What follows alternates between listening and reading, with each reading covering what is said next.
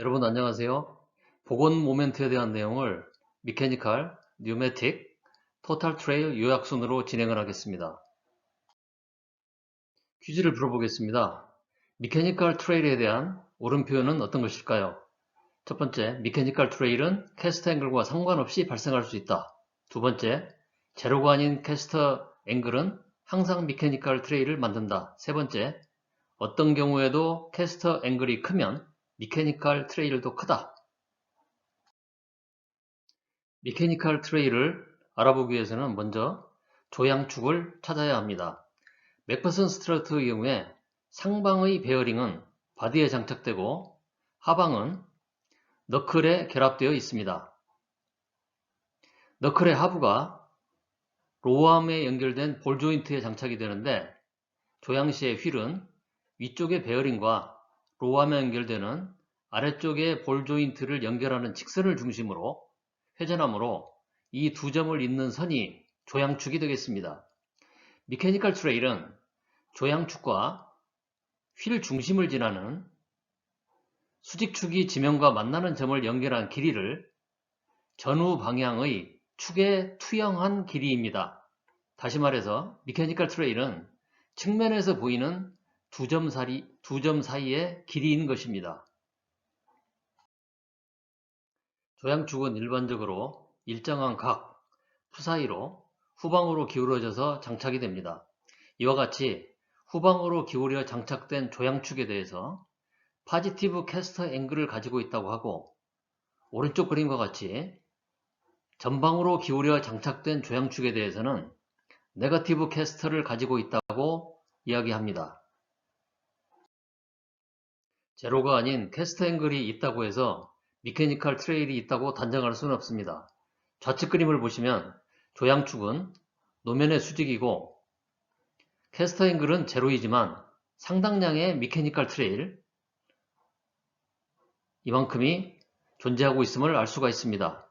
다른 한편으로 오른쪽 그림을 보시면 조향축과 휠 중심을 관통하는 수직축이 노면에서 서로 만나고 있는데, 이는 조향축이 포지티브 캐스터 앵글을 가지고 있지만 미케니컬 트레일은 그림에서 보다시피 제로인 것입니다. 지난 18번째 비디오에서 사이드 슬립 앵글에 따른 셀프 얼라이닝 모멘트의 변화를 여기 그림과 같이 설명한 바가 있습니다.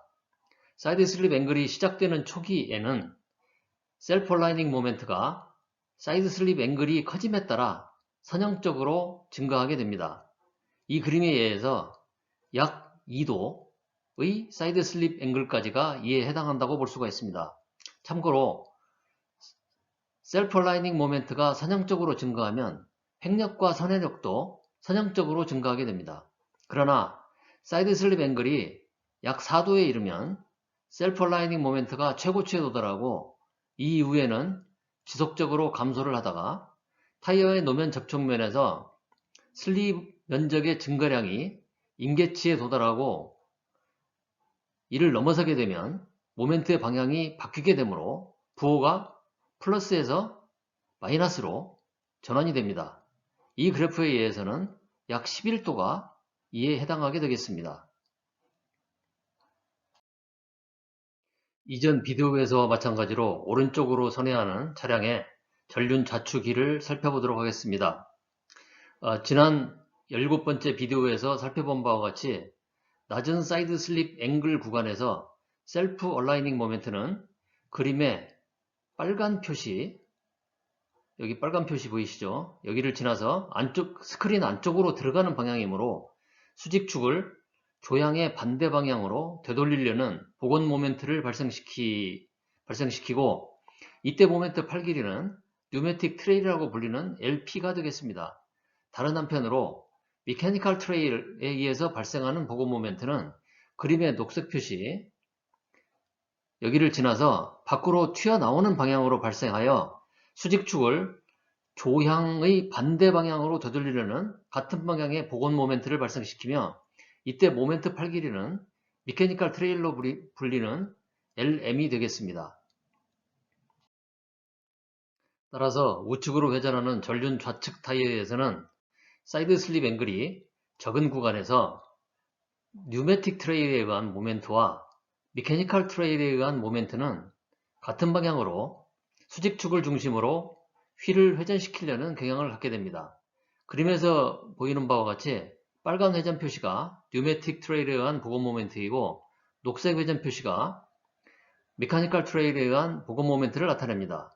이와 같이 두 개의 모멘트가 수직축에 대해서 같은 회전 방향을 갖게 되므로 전체의 모멘트 8에 해당하는 토탈 트레일은 미케니컬 트레일에 뉴매틱 트레일을 합한값으로 표시할 수가 있습니다.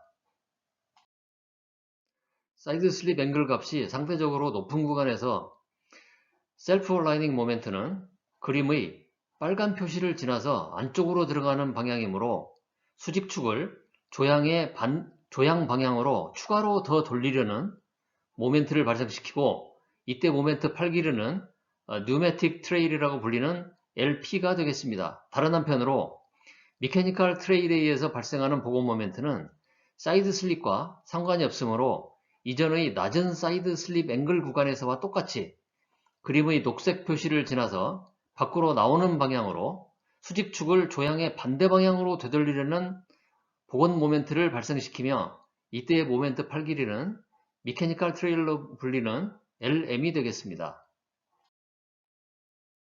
따라서 우측으로 회전하는 전륜 좌측 타이어에서는 사이드 슬립 앵글이 상대적으로 높은 구간에서 뉴매틱 트레일에 의한 모멘트와 미케니컬 트레일에 의한 모멘트는 서로 반대 방향으로 수직축을 중심으로 휠을 회전시키려는 경향을 갖게 됩니다. 그림에서 보이는 빨간 회전 표시가 뉴매틱 트레일에 의한 보건 모멘트이고 녹색 회전 표시가 미케니컬 트레일에 의한 보건 모멘트를 나타냅니다. 이와 같이 두 개의 모멘트가 서로 반대의 회전 방향을 갖게 되므로 전체 모멘트 8에 해당하는 토탈 트레일은 미케니컬 트레일에서 뉴매틱 트레일을 뺀 값으로 표시를 할 수가 있습니다. 여기서 미케니컬 트레일이 뉴매틱 트레일보다 크다면 여전히 휠을 차가 직진하는 방향으로 되돌리려는 보건 모멘트가 작동하게 됩니다. 퀴즈에 대한 답은 미케니컬 트레일은 캐스터 앵글과 상관없이 발생할 수 있다가 되겠습니다. 요약을 해보면 미케니컬 트레일은 조향축과 휠 중심을 지나는 수직축이 지면과 만나는 점을 연결한 길이를 전후 방향의 축에 투영한 길이입니다.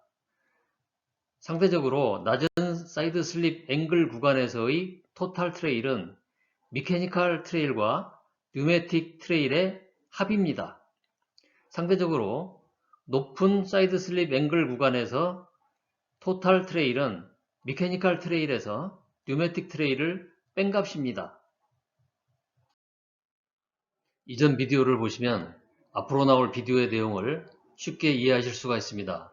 최근에 무게중심의 높이가 뱅크 선회로를 주행할 때 미치는 영향에 대해서 설명드린 바가 있습니다.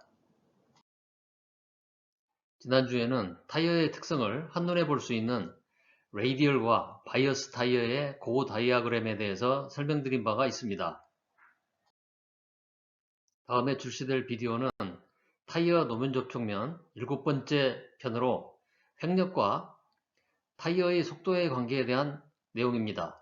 무료 구독을 하시면 새롭게 출시되는 비디오를 가장 빨리 보실 수가 있습니다. 여러분 안녕히 계세요. 다음에 다시 만나요.